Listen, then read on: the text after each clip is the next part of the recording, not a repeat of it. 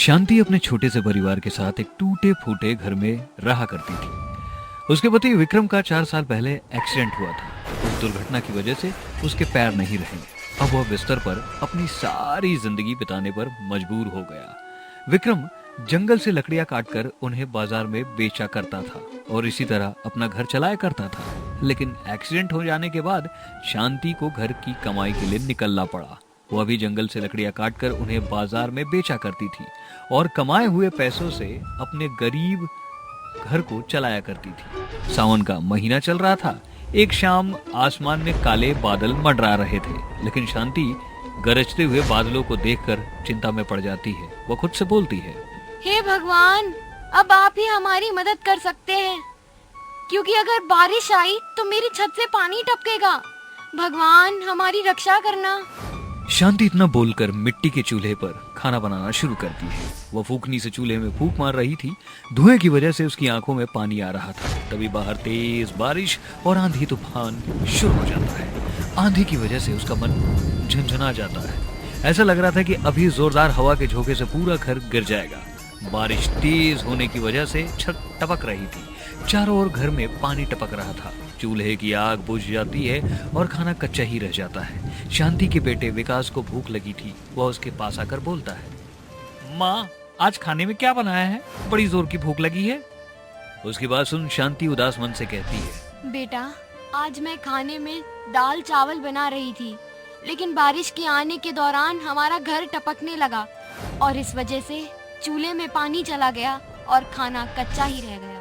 क्या माँ, अगर यही चलता रहा तो हम जल्दी मर जाएंगे। एक तो अपना घर भी नहीं, ऊपर से हम इतने गरीब हैं और आज अगर मैं भूखा हूँ तो इस बारिश और बाढ़ के चलते सब कुछ कच्चा रह गया। अपने बेटे की बदतमीजी देख विक्रम कहता है, बेटा, तुम्हें शर्म नहीं आती? तुम्हारे पिता पैर से अपाहिज है और तुम्हारी माँ जंगल में जाकर लकड़ियां काटकर बेच कर आती है, और आज जब इस बाढ़ के चलते खाना कच्चा रह गया तो तुम अपनी माँ से इतनी बदतमीजी से बात करोगे? विकास कुछ नहीं कहता और चुपचाप वह कच्चा खाना खा लेता है। अब ऐसे ही दिन बीतने लगते हैं, लेकिन बारिश का कहर थमता नहीं और बारिश के चलते उस गांव में बाढ़ आने लगती है। कुछ दिनों बाद थोड़ी सी धूप निकलती है। वहीं अब शांति के घर में खाने के लिए कुछ भी नहीं बचा था और न ही उसके पास पैसे थे। यह देख शांति खुद से कहती है, अभी तो घर में पैसे भी नहीं बचे और ना ही कुछ खाने का सामान है। मैं अपने बेटे और अपने पति को क्या खिलाऊंगी? मुझे कुछ करना होगा।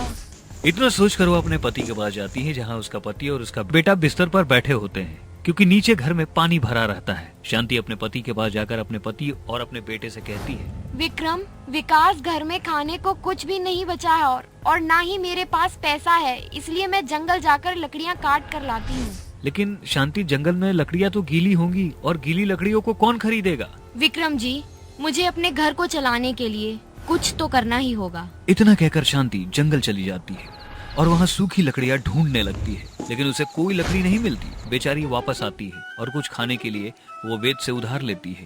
वो घर आने लगती है कि तभी आसमान में बादलों की गड़गड़ाहट काफी तेज हो जाती है और अचानक बारिश ने अपना कहर बरसाना शुरू कर दिया।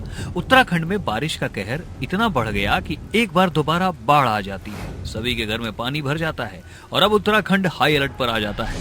उस गांव में कई लोगों के घर तबाह हो गए थे। सभी लोग अपना बोरिया बिस्तर बांधकर विस्थापित होने लगे थे। यह सब देख शांति थोड़ी घबरा जाती है और अपने मन में कहती है, हे भगवान, ये तो बाढ़ आ चुकी है। पता नहीं मेरे बेटा और मेरा पति दोनों कैसे होंगे। वो अपने आप में बात कर ही रही थी कि तभी वहां पर विशाल नाम का एक आदमी आता है और वो शांति से कहता है, शांति बहन, बाढ़ का कहर इस तरह बढ़ गया है कि इस बार कोई भी नहीं बच पाएगा। इसलिए मैं तो कहता हूँ कि अपने पति और अपने बेटे को लेकर यहाँ से जितनी जल्दी हो सके उतनी जल्दी निकल जाओ, क्योंकि यह बाढ़ सब कुछ बर्बाद कर देगी। उसकी बात सुनकर शांति अब बाढ़ में जैसे तैसे करके अपने घर तक पहुँचती है, जहाँ वो अपने घर को बाढ़ में बहता हुआ देखकर फूट फूट कर रोने लगती है और अपने बेटे और पति को ढूंढती है, लेकिन वह दोनों उसे वहां नहीं मिलते। जिसके बाद शांति रोने लगती है। तभी शांति की नजर एक पेड़ की तरफ पड़ती है, जहाँ वह देखती है कि उस पेड़ से एक खाट अटक रखी है।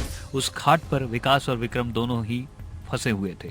उनको देख शांति दौड़ते हुए उनके पास आती है और उन्हें गले लगा लेती है। यह देख कि उसका सब कुछ बर्बाद हो गया है, लेकिन उसका पति और बच्चा अभी भी जीवित हैं, वो खुश हो जाती है।